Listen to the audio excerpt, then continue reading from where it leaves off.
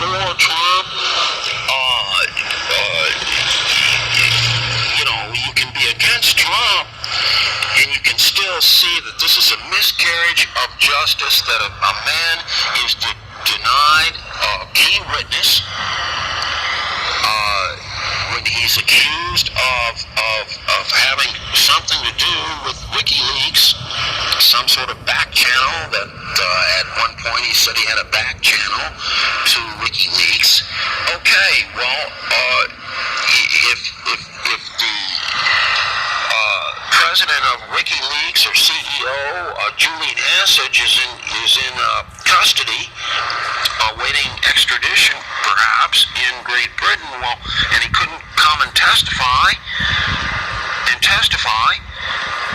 on maybe on Stone's behalf and saying, hey, we didn't tell him anything. He was just grandstanding. Well, anyway, to continue with the article.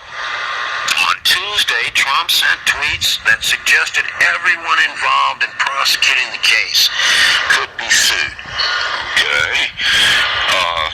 He's got his legal opinions as president. Trump also quoted a Fox News legal analyst, Andrew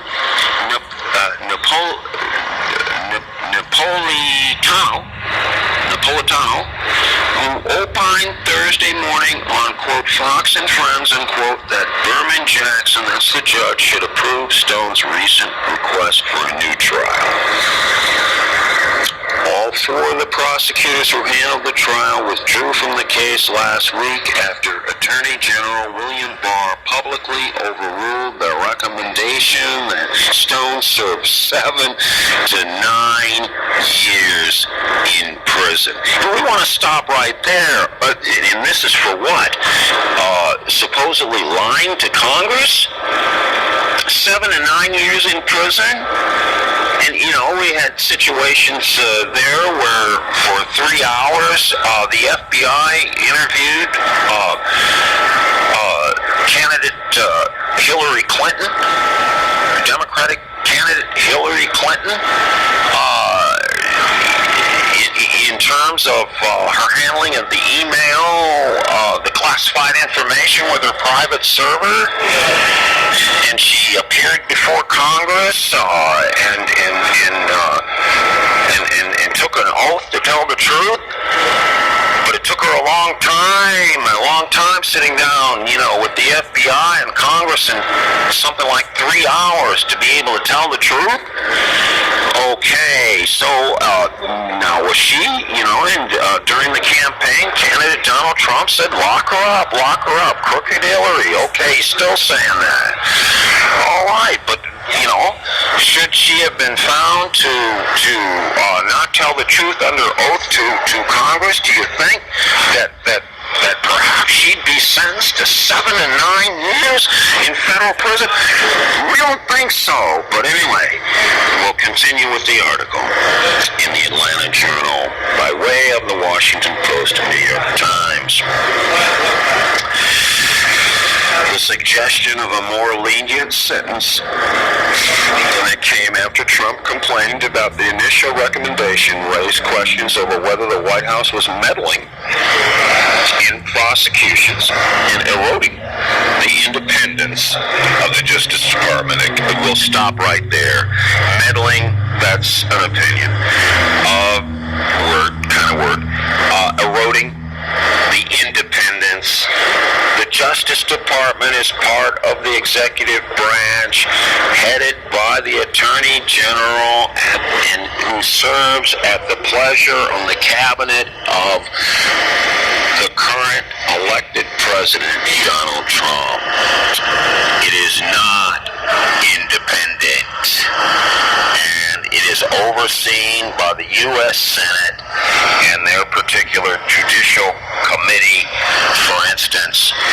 And so we'll continue with the article. More than 1,100 former Justice Department employees subsequently signed a public letter urging Attorney General Barr to resign. While Stone will be sentenced Thursday, that's tomorrow, Berman Jackson, that's the judge, said, quote, execution of the sentence will be deferred, unquote, while she rules on whether Stone deserves a new trial. And you know, even if she rules he doesn't deserve a new trial, it's going to go to appeals court, and he'll be free pending appeal. And you know, this whole trial will be overturned in the appeals court, so there will be no need for a presidential pardon here for the time being. And it's very interesting that, in the words of the judge, she said the execution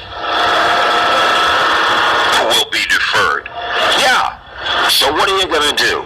What are you going to do when an independent cyber, basically newsman, Roger Stone, attempts to pick up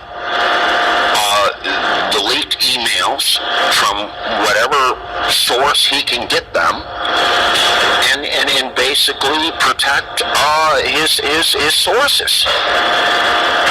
And so this particular case, it's very important that Mr. Stone actually triumph in this case because of freedom of speech and because of the situation in the cyber world where these particular leaks and whatnot can be passed around the cyber world, and the fingerprint of where they came from can be diverted to, for instance, Russia. This is Derekh Chamblee, CYRADYO, Cyber Citizen Network, broadcasting from Chamblee, Atlanta, the next great American city, battleground zero of the 2020 presidential campaign and election. Thank you very much.